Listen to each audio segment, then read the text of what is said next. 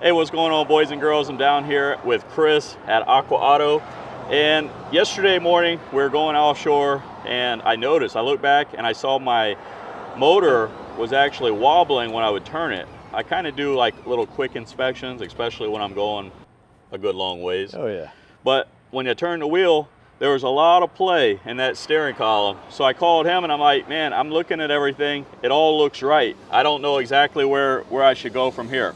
So he said it sounded like we'd probably be all right for the day. We took it easy on the boat, and we did make it back. So that's a blessing. Yes, always is. But anyhow, we're here this morning to really, he's gonna diagnose it, and he's actually showed me some interesting things that you might not be aware of. So he's gonna talk a little bit about that and show us some things. So one thing I wanted to explain, Dometic has made some changes to their diagrams on how the installation goes on. They've updated them over the years. And one thing I've noticed on his boat, the steering cylinder was not quite put on correctly at this time. So Dometic has a nice diagram. So for each motor, it'll say Suzuki, and then you can find your motor size and then your date range. So he's got the 24 and up 200 and to 300 DF 300. So with that being said, and if you look over to the side here, there's no notations here. So his is actually supposed to be set up this way, where the bolt comes up through the bottom and the nut goes on top. And then also this bracket here should be flipped over in some cases. But in this case, don't necessarily have to do it because he's got a porta bracket, but you can get it flipped over if you need clearance issues. But the big important part is the nut. It should be going up into the arm and not down, and his is going down, and that could create a problem in the future. Guys, it's very important to do these little inspections when you're headed offshore, or even just out in the boat, because it could help. It could be something that really eliminates you from being stranded, having to call Sea Tow and getting a pretty costly bill. I mean, but one thing I noticed too is that everything needs Loctite. Yes. I've been putting Loctite on everything because I've been tightening these bolts pretty regularly. I swear it's like everything's vibrating loose on this thing. Everything vibrates when you're in the rough seas environments. I mean, you're pounding, even the slightest chop will vibrate things loose. I mean, screws, bolts, I mean, everything. So it's always good to double check your hardware and see if it's loose. You can even see if there's a gap creating a loose bolt, because the bolt might not be loose, but if you start seeing that gap, then that could be a problem as well in the future. So check those nuts. Even the ones that hold my motor on were coming loose at one time. Then I just lathered them babies with Loctite, and they've been good ever since. But anyway, without further ado, let's get into this thing, and Chris is going to show us what's causing this thing to be so loose. Chris? All right, guys, so if you look at this cylinder, you move it up and down, and there's a lot of play in it. So there's a lot of play in here, and then also at this top bushing. This is the bolt I was talking about that is upside down. This arm is actually threaded, and the way you're supposed to do it is the bolt goes up into the threaded arm, and the nut is supposed to just lock it together to stop it from vibrating out. So in this case, if that nut falls out, this whole steering arm is going to come down before you know it. If it was the other way, what would happen is the nut would fall off, and hopefully you would notice it before the arm came completely off.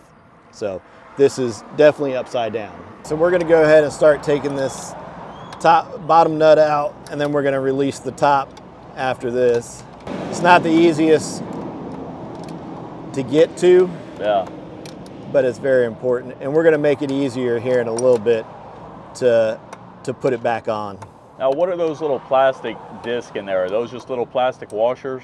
Yeah, those are just plastic washers. They actually create the it's almost like a lubrication pad. Back in the day, you used to have to grease your arm. Okay. Instead, they use these fiber washers, and you don't have to lubricate that. That acts as a friction joint, so you don't get any wear on those metal parts. But this is what I was talking about. You see how that just fell off? Oh, yeah. So that could happen to you if that nut falls off. Oh, wow. And then you'll lose all your steering. That would be bad. That would be real bad.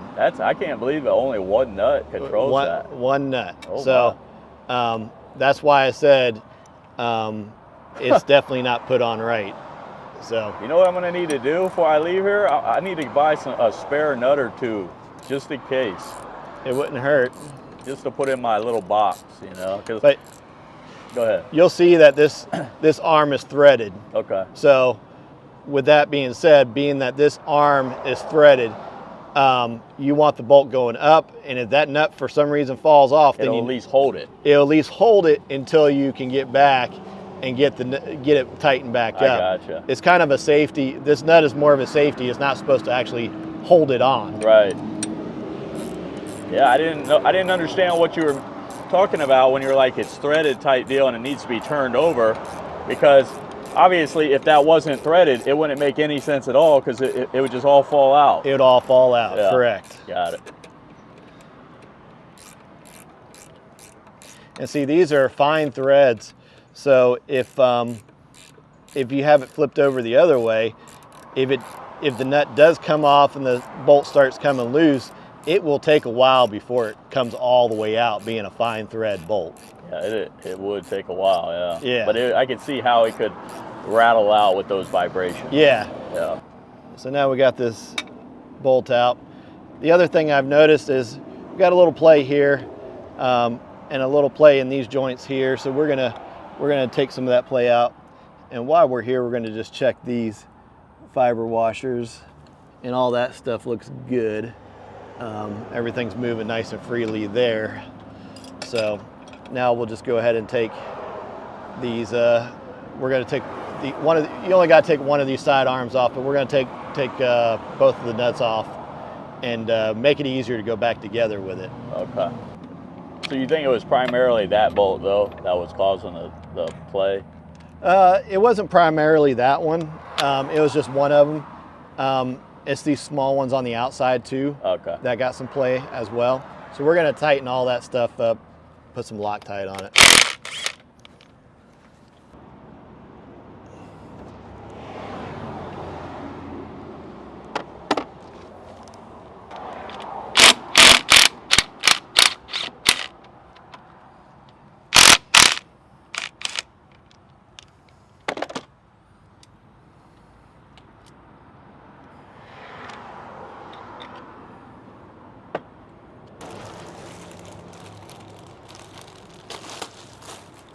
Is we're going to clean these threads before we put any Loctite on them. You can use a brake cleaner or whatever. You want to clean all the oil residue off these threads so the Loctite has something to stick to, and then it will be nice and solid when you go back together with it.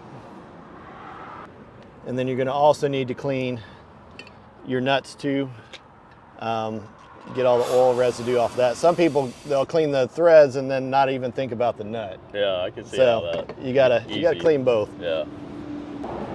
Are you offering any good sales on Black Friday or anything? Not currently.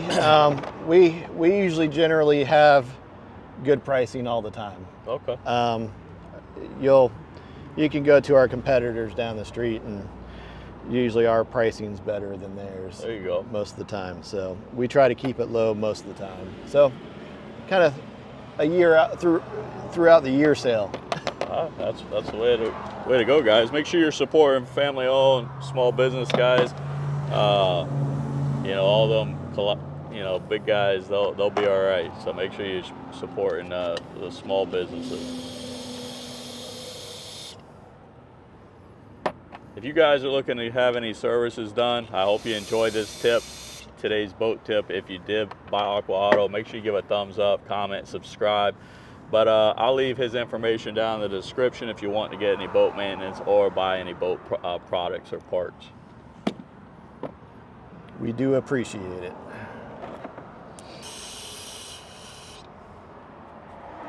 While we're doing Loctite on everything, I'm also going to clean this old grease and stuff off this shaft and re-grease it and lube it back up with some fresh grease, because a lot of times this shaft is very hard to lube without taking it apart. So while we got it apart, we're going to go ahead and just grease this, clean it off and grease it up good. We can do that. What is that little sleeve there? I noticed that the other day or yesterday when I was playing with it. This is actually an adjuster. Adjuster? Yeah, so every motor has the same adjuster on it. And what it does is it rotates into this shaft here. And the bolt here is just to lock it in place, but this you adjust out to get rid of the play. So you push it all the way in when you start, and then you adjust it out to get rid of the play. That's nice. So before I put the cylinder back on the arm, this is the best time to put this center bolt back in because you can get to it easier. Yeah, that makes sense. Now. Everything's out of the way. Yep. Because once when you put these outer arms, it makes it more difficult. So I'm going to take the Loctite, and we're going to just dab some on the tip of it here, get it nice and coated around it. Yep. And that should be enough right there. Yeah, so a little goes a long way with Loctite. You don't have to cover the whole bolt. I've seen some people do that. They'll cover the whole bolt. Yep. You'll never get that thing off again. And like I said, most applications, this arm stays up like this. Yeah. This one, if you got a really shallow well, then you would definitely want to flip it over. But since it's on a bracket, a porter bracket, it doesn't really matter in this application. Yeah, well, I have a lot of clearance in between my transom and. How many hours do you think I can legit get on this motor before I should start being concerned with it, Chris? You know, I've seen commercial guys with over 5,000 hours on these things. That's wild. Yeah, and that's people running every day. You know, I say that, and I was looking at my hours on my truck. It's got 113,000 miles. It's got 4,100 hours on it. Yep. It's really not. So you're talking 100,000 miles. It's not that much. It's not that much, but in the boating world and being on salt water, it's a lot. Okay. Because you got to think about it. You're running this motor, and salt spray is spraying all around your boat, and it's sucking that right into the intake and everything else. Well, and I guess another thing that holds true with outboards is that you're always running like double the RPMs of what a car would be, or truck. Yep, and that's the other thing is, so these are considered high performance motors. Yeah. So with that being said, that's why you have to do your oil services changes a lot more often than you would do on your car, because that makes sense. They are high performance motors, and that's why most of these motors carry a lot more oil too, to cool that oil down. You know, your average car will carry 4 to 5 quarts of oil, and this has 8.5. 8.5. Yeah. So.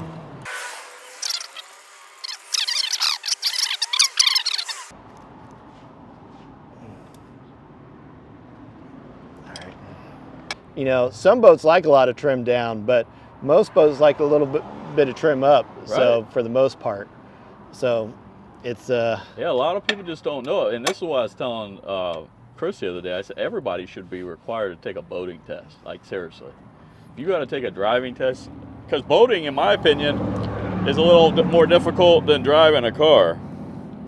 Well, and the problem with it is there. You do have to take a test now.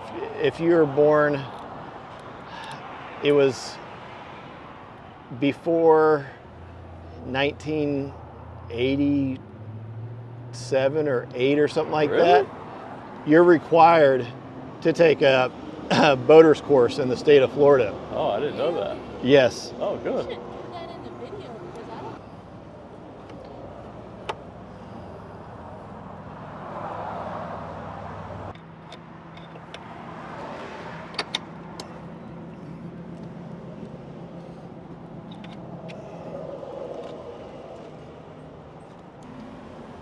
Are they easier to deal with and get stuff?